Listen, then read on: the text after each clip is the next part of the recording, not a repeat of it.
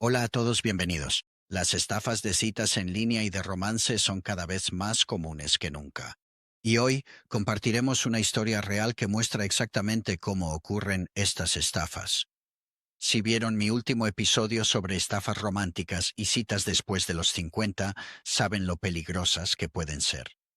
Pero hoy vamos a dar un paso más allá. Me sentaré con alguien que vivió esto en carne propia.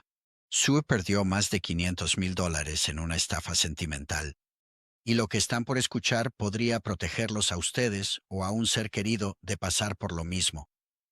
Primero, Sue, quiero agradecerte por estar aquí.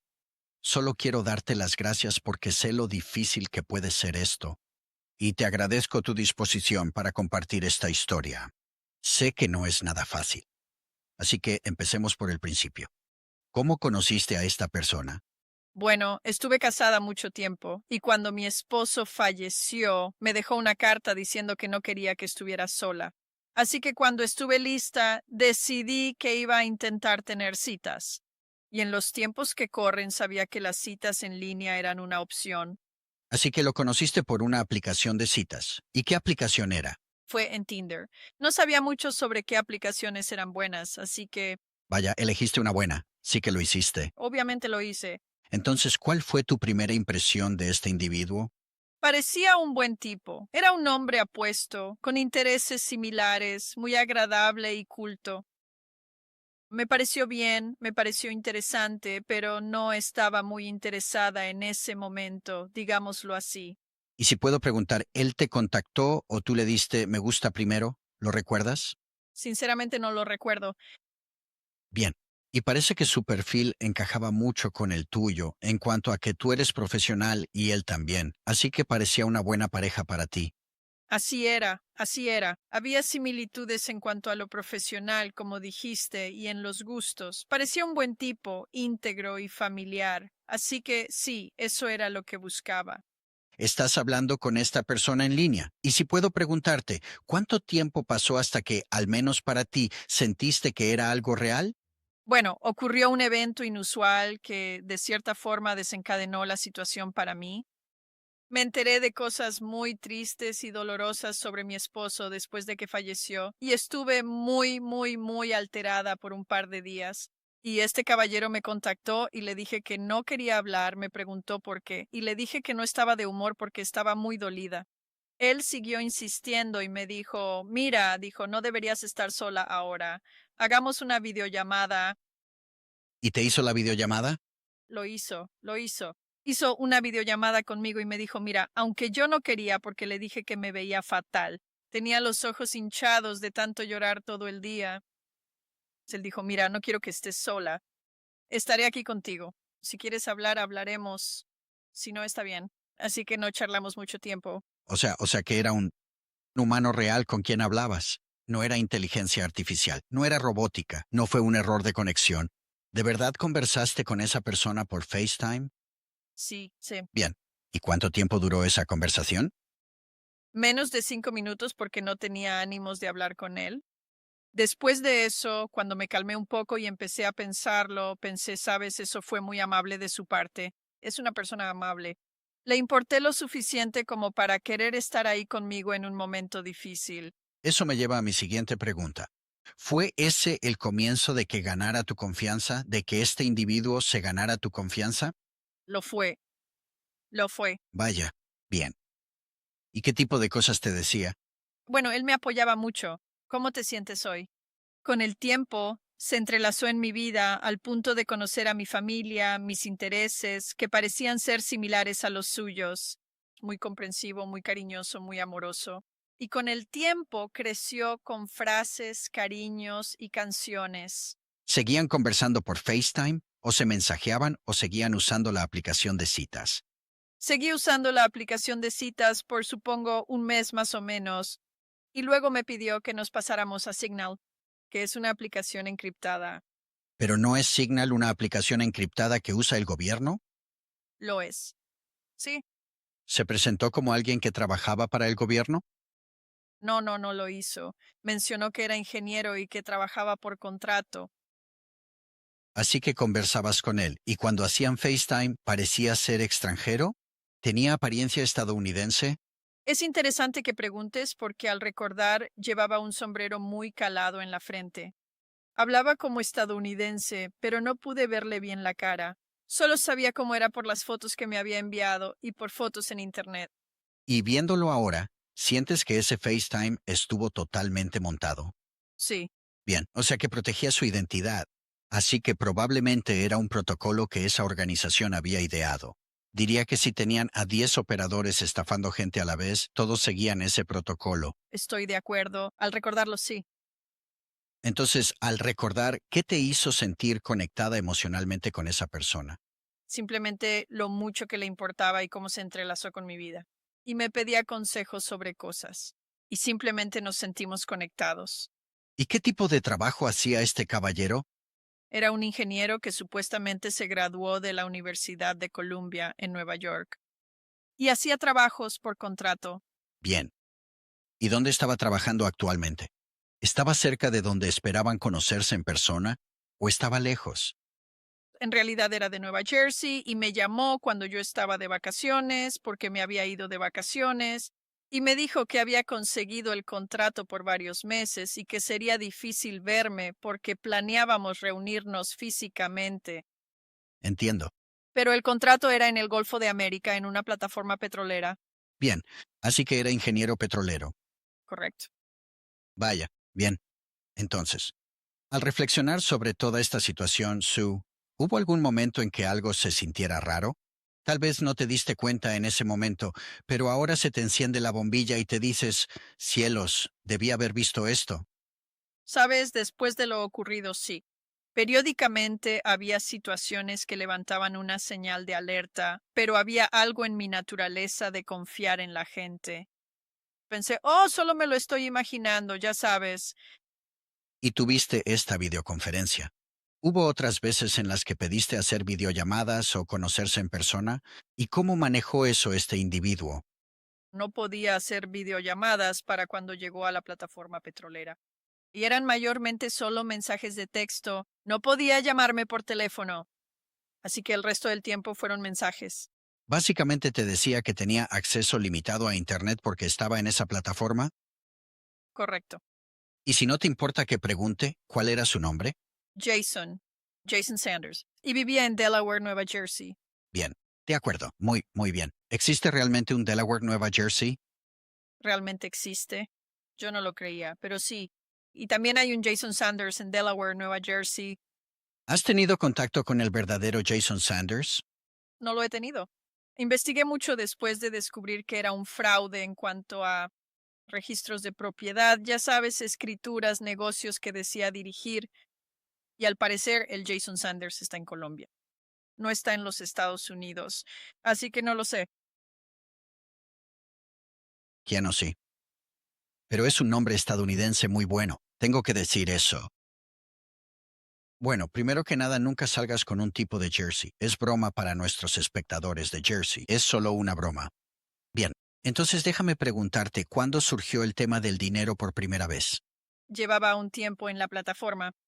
Estaba reforzando esta plataforma tras un huracán y su trabajo era asegurar que fuera firme y estable, y necesitaba equipo adicional.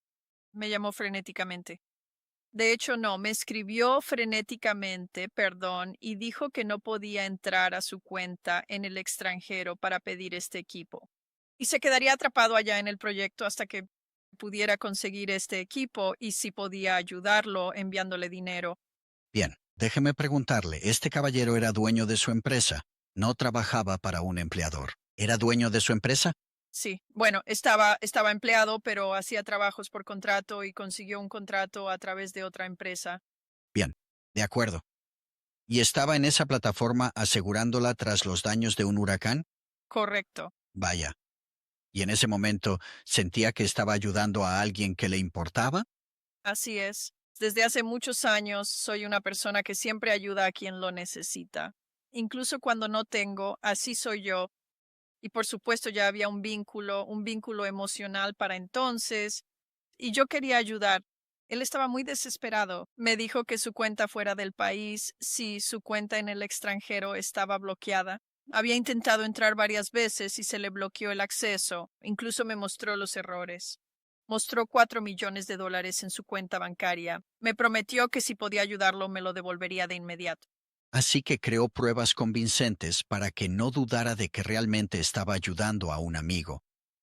¿Y cuánto le pidió en la primera solicitud de dinero? Fueron $15,000 para equipo. ¿Y cómo se le entregó ese dinero a este individuo? Tuve que hacer una transferencia a una empresa que pide el equipo y luego lo envía a la plataforma petrolera. Así que lo hice a esa empresa en los Estados Unidos. ¿Hubo algún Bitcoin involucrado, criptomonedas en ese momento? En ese momento no eran estrictamente dólares. Ahora, esto sucedió gradualmente con el tiempo, ¿verdad? ¿Cuánto tiempo estuvo conversando con este individuo antes de que le pidiera efectivo? Probablemente alrededor de un mes y medio, tal vez. Se involucró conmigo bastante rápido. ¿Cree que se aprovechó de su vulnerabilidad tras enviudar y quedarse sola después de tantos años de matrimonio? Creo que yo era un blanco perfecto. Absolutamente. Y estoy seguro de que a usted, y eso le ha pasado a miles de personas más. Como mencionamos en nuestro anterior episodio del podcast, la FTC anticipa que se pierden 1.2 billones de dólares al año solo en los Estados Unidos por estafas románticas. Es simplemente increíble. Es malditamente increíble. Realmente lo es. Ahora, ¿en algún momento sintió que estaba demasiado involucrada para detenerse, para alejarse, para salir? Seguía ayudando porque seguía queriendo ayudar y sacarlo de esa plataforma, porque llegó a un punto en el que era muy frustrante y molesto para él.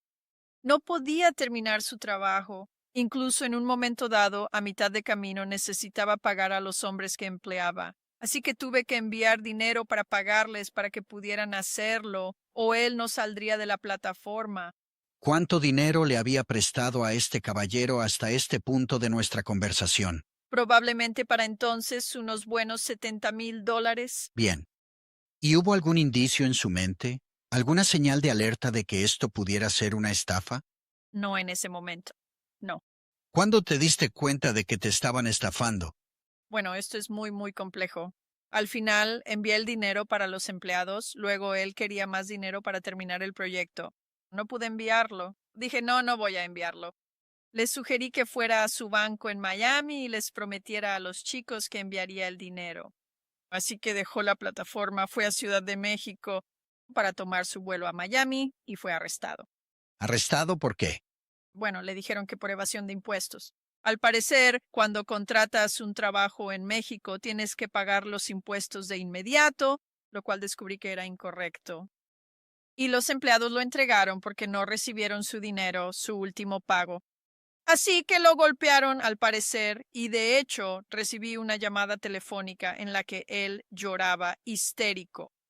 Estaba todo golpeado. Tenía costillas magulladas, moretones en el cuerpo y ni siquiera sabía dónde estaba. Lo metieron en algún tipo de celda en algún lugar, se lo llevaron lejos, en medio del campo, a algún lugar. Vaya. ¿Y necesitaba más dinero tuyo para pagar la fianza en ese momento? Así que intentó convencerlos de que lo dejaran ir, pero no lo dejaron ir. Estuvo en la cárcel un mes entero y no le daban de comer, le daban donas de comer. Así que necesitaba algo sustancial. Así que me pidió que empezara a enviarle tarjetas de Apple y además su internet era esporádico. Solo funcionaba por la mañana y por la noche. Y él quería, yo era como su conexión con la vida. Así que quería mantenerse en contacto conmigo. Así que le envié tarjetas de Apple para comida y para el internet. Al final le dije, mira, tienes que contratar a un abogado. Él pidió uno, pero necesitaba un anticipo. Y de nuevo ayudé con el anticipo. ¿Cuánto dinero tenías invertido con este caballero en este punto en que está encarcelado? Cielos, probablemente eran más de $100,000. Y creo que me habías dicho que él de hecho te envió un artículo del periódico que mostraba su arresto. ¿Es eso cierto? Lo hizo, lo hizo. Su foto estaba en la portada del periódico sobre un ciudadano estadounidense que fue arrestado por evasión de impuestos. Y me lo creí. Vaya, Me lo creí. vaya. Así que esta es una organización bastante bien engrasada. Esto es muy parecido a la mafia en el extranjero. Quiero decir, tenían todas sus bases cubiertas. Increíble, increíble. Sí. Hubo un momento en que ni siquiera estaba seguro de si era el cartel o no, porque los empleados que había contratado eran mexicanos. Así que no sabía si era la policía o si era el cartel vengándose. Entonces, en este momento, ¿te diste cuenta de que te estaban estafando o la historia continúa? La historia continúa. Bien, de acuerdo. Entonces, ¿qué pasa después? Bueno, después de que el abogado trabajara con él y los funcionarios de allí, al final aceptaron dejarlo en libertad, pero tuvo que pagar una fianza de liberación. También necesitaba dinero para terminar de pagar al abogado y el vuelo de regreso a Miami, Así que te pidió dinero para todo. así que fui al rescate. Eso es tan. ¿Cuánto dinero llevamos en la estafa en este punto cuando supuestamente vuela de regreso a Miami? Probablemente unos 130 o 140,000 dólares, sí, Bien, así que ya salió de la cárcel. Las cosas van bien. Se dirige a intentar desbloquear su cuenta en el Banco de Miami, ¿correcto? es correcto. Para poder devolverte el dinero. Sí. Bien, ¿qué pasa después? Bueno, su madre vivía en Miami y había estado enferma, así que le sugerí que mientras resolvía lo del banco, se asegurara de visitar a su madre. Y al banco le tomó unas buenas 3 o 4 semanas. Pero mientras tanto, su madre, él me llamó de nuevo, de hecho me llamó alterado, diciendo que cuando visitó a su madre, ella tenía problemas para hablar. Y le dije, parece que le dio un derrame cerebral. Será mejor que la lleves al hospital. Y efectivamente así fue. Tuvo un derrame y terminó en el hospital por una semana. Bueno, mientras ella estaba en el hospital, él necesitaba comida, necesitaba gasolina para usar el coche de ella e ir y venir a ver cómo estaba. Así que de nuevo le envié tarjetas de Apple. Tengo que decir, Sue, quiero retroceder un poco. Dijiste algo. Sabes, este caballero vuela a Miami y eres una persona tan preocupada que le dices, asegúrate de visitar a tu madre porque no se siente bien. Y eso dice mucho de tu carácter, y solo quiero felicitarte por eso. De verdad que sí, y puedo ver tu buen corazón a lo largo de esta historia, así que puedo imaginar lo devastador que es esto para ti. Así que adelantemos un poco. ¿Cuándo te diste cuenta de que esto era una estafa? Cuando le dije que no podía darle más dinero, y le sugerí que contactara a su ex con la que estuvo casado 20 años para ver si ella podía ayudarlo. Su ex, Adelante, Sue, lo siento. no pasa nada. Su ex estaba en Naples. Él estaba en Miami. Así que mientras conducía a Naples para hablar con ella, le da este ataque al corazón en el camino. Y yo recibo una llamada. Pobre hombre, le pasa de todo. El cardiólogo me llama desde su teléfono y yo me quedé como, espera un momento. Cuando un cardiólogo, primero que nada, ni siquiera soy familia, Eh, y hasta me envió una foto de él en la unidad de cuidados intensivos, acostado en la cama del hospital, y se parecía a él. Increíble. Así que el cardiólogo toma su teléfono, te llama y ¿qué te dice? Dice, lamento ser el portador de malas noticias, pero el señor Jason tuvo un ataque al corazón severo camino a Naples. Unos buenos samaritanos lo vieron zigzagueando en la carretera, llamaron a la ambulancia y estamos tratando de reanimarlo ahora mismo. No puedo colgar. Mi equipo está trabajando con él. Te volveré a llamar. Brillante. Simplemente brillante. ¿Tuviste que transferir más dinero al hospital para pagar sus facturas? No, ni siquiera pregunté en ese momento. Por ti. Bien. ¿Cuál fue el punto de quiebre cuando le dijiste, mira, no puedo dar más dinero? ¿Te había vaciado la cuenta? O sea, ¿llegaste a un punto en el que ya no tenías recursos de dónde sacar? ¿O simplemente te diste cuenta de que ya era suficiente? Me di cuenta de que ya era suficiente y para entonces ya sumaba unos 180,000. Bien.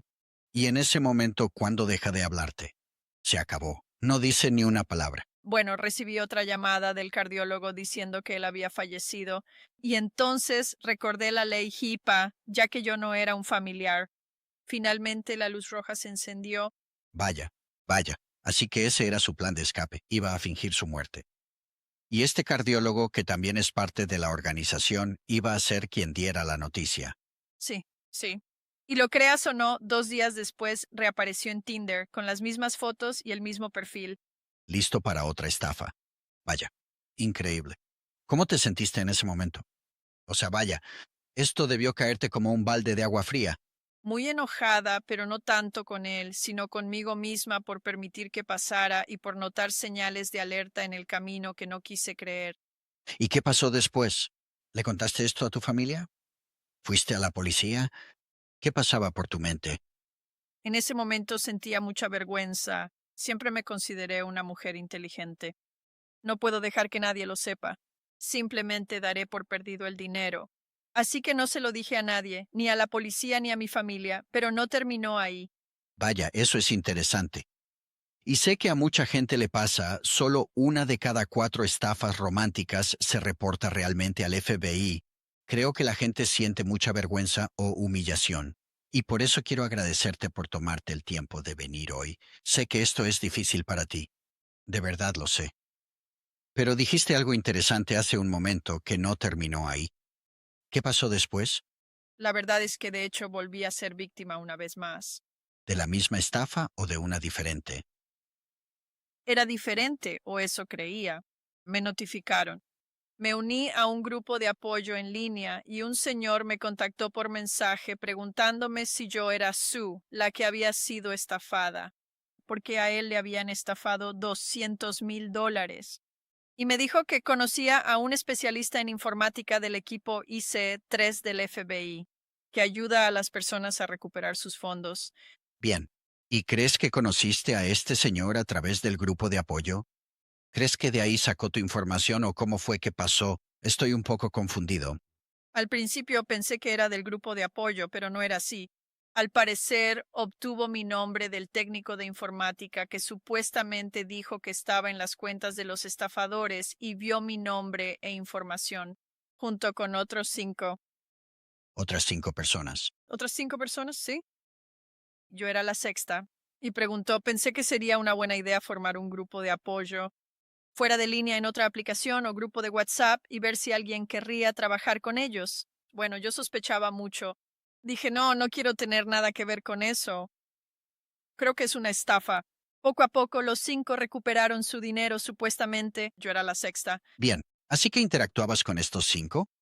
Así es, el grupo veíamos todos los días, día tras día, cómo crecían sus cuentas, cómo lo manejaban, y lo manejaban con criptomonedas, este tipo de informática. Bien. Y para cuando todos recuperaron su dinero, pensé, bueno, no tenía nada que perder. Ya sabes, le daré una oportunidad, lo intentaré. Así que le envié mi información. Y le enviaste información. ¿Y luego qué pasó? ¿Pidió dinero? Necesitaba $5,000 para invertir en criptomonedas para poder empezar a acumularlo utilizando las cuentas de los estafadores. Y tenía que hacerlo despacio para que no hubiera señales de alerta. Así que de vez en cuando pedía más dinero. Bien. Entonces, lo que hacía era una plataforma de trading, una plataforma de Bitcoin para ti. Lo era. Bien, y esto le permitiría mirar en la cuenta del estafador, pero no de forma sospechosa, porque sería una cuenta en la que iría moviendo poco a poco. El dinero que perdiste a esta cuenta de Bitcoin que abriste con 5,000 Correcto. y las otras 5 personas ya han recuperado su dinero en este punto. Eso dijeron, sí. Bien, ¿y hiciste FaceTime con estas otras 5 personas? ¿Te texteaste? ¿Cómo te comunicabas con esta gente? Todo fue por texto y tenía sus números de teléfono y todo.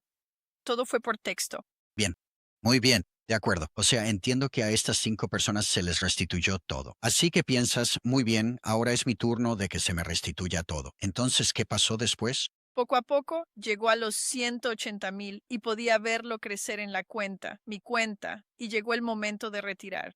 Bien, Las criptomonedas tienen una dirección muy larga para una cuenta. Puede tener 20 caracteres de largo. Les envié mi dirección y les pedí que por favor lo retiraran a mi cuenta. Bueno, no apareció. Después de un par de días pregunté al servicio de atención al cliente y dijeron que lo habían enviado. Cuando volví a comprobar el número de cuenta de criptomonedas, había una letra extra al final y enviaron el dinero supuestamente a otra persona. Y no a mi cuenta. así que la última letra era diferente de lo que debería haber sido. Correcto. Vaya, ¿y este dinero que estaba recuperando era el que le había dado a este informático por su trabajo? ¿O era dinero que venía de la cuenta del estafador de vuelta a usted? En otras palabras, ¿invirtió más dinero en ese momento? Sí, invertí más dinero para recuperar mis 180,000. Bien. ¿Y cuánto había invertido en ese punto cuando tuvo el problema del número de cuenta? Vaya, para entonces es difícil decirlo, probablemente unos $250,000. Vaya, vaya. Así que obviamente enviaron su dinero, los $180,000 que le dio a ese informático, a otra cuenta. ¿Qué pasó después? Lo que pasó fue que para investigar a dónde fue, tuve que enviar un depósito que era el 20% del saldo actual y me prometieron que me devolverían ese dinero. Así que tuve que conseguir el 20% de ese saldo, Vaya, lo cual fue difícil porque me estaba quedando sin dinero. ¿a dónde enviaron ese dinero?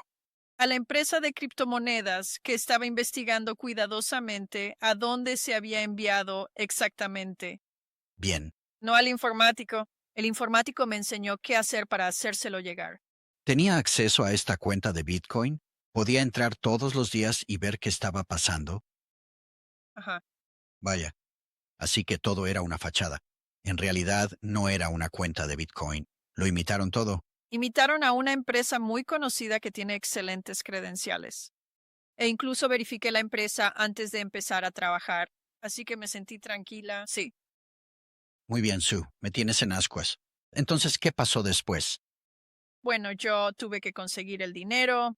Empecé vendiendo todas mis acciones, retiré dinero de mi cuenta de jubilación, lo que implica impuestos, Claro, y tuve que pedir algunos préstamos.